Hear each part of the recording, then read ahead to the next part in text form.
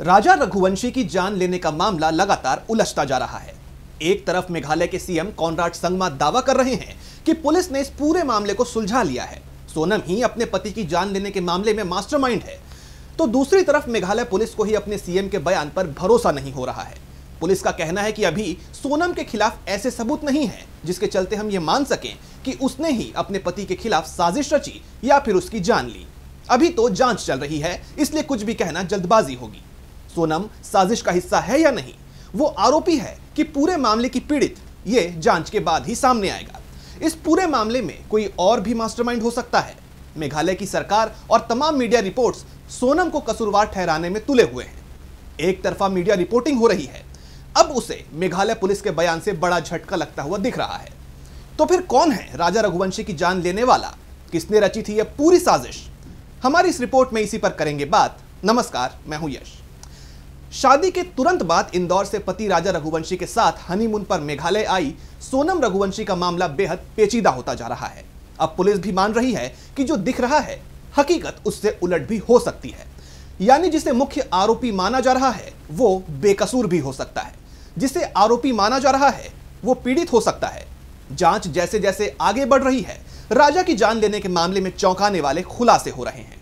2 दिन पहले ही मेघालय के सीएम कॉनराड संगमा ने यह दावा किया था कि सोनम रघुवंशी के खिलाफ इतने पुख्ता सबूत हैं कि अब वो बच ही नहीं सकती।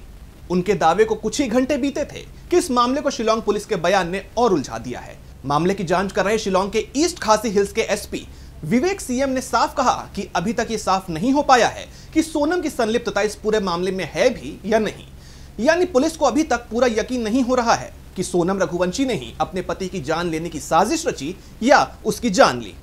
लेकिन मीडिया में इतना शोर मच रहा है, दावा हो रहा है कि सोनम ही इस पूरे मामले की मास्टरमाइंड है। अब सवाल यह उठ रहा है कि मेघालय के सीएम कॉनराड संगमा का जो बयान सामने आया है, क्या वो बयान सिर्फ अपने सरकार और कानून व्यवस्था की स्थिति पर उठने वाले सवालों को दबाने के लिए है? आखिर क्यों सीएम को इस तरह के दावे करने पड़ रहे हैं, वो भी तब जब उनकी पुलिस से अभी तक यह तय नहीं कर पाई है कि आखिर राजा की जान लेने के पीछे हाथ किसका था? तो क्या सीएम का बयान सियासी दबाव में दिया गया था, वो भी जांच प्रक्रिया के बीच? सबसे दिलचस्प बात तो यह है कि मुख्यमंत्री की ओर से पुख्ता सबूत की बात की गई थी, लेकिन पुलिस कह रही है कि ऐसा कुछ भी नहीं मिला है। इससे यह सवाल भी उठता है कि क्या जांच एजेंसियों के बीच समन्वय की कमी है या फिर मीडिया और जनता ने जो धारणा बनाई है, सीएम का बयान उसी पर मोहर लगा रहा है। पुलिस के पास जो सबूत मौजूद हैं, जो सूचनाएं हैं, जो जानकारियां हैं, उसके बाद तो यह कहा जा सकता है कि सोनम रघुवंशी संदिग्धों की सूची में तो शामिल है, लेकिन वो अभी अभियुक्तों में शामिल नहीं मानी जा सकती। हालांकि सोनम की गिरफ्तारी पुलिस ने जरूर इस केस में कर ली है। जांच एजेंसियों के पास इस समय सोनम के खिलाफ कोई ठोस सबूत नहीं है, सिर्फ परिस्थिति जन्य सबूत यानी सर्कमस्टेंशियल एविडेंस है, लेकिन कोई ठोस फॉरेंसिक या प्रत्यक्ष सबूत अभी तक सामने नहीं आए हैं। इस बीच एक और नाम इस केस के बीच सामने आ रहा है, जिसे असली मास्टरमाइंड बताया जा रहा है, और यह नाम है देवास के रहने वाले जितेंद्र रघुवंशी का। जांच में सामने आया कि राज ने 4 बैंक अकाउंट्स में लाखों रुपए का ट्रांजैक्शन किया था। इसमें चौंकाने वाली बात यह है कि ये चारों अकाउंट्स जितेंद्र रघुवंशी के हैं। पुलिस ने जितेंद्र रघुवंशी की तलाश शुरू कर दी है। देवास पुलिस उसकी तलाश कर रही है, जिससे इस पूरे मामले का खुलासा हो सके।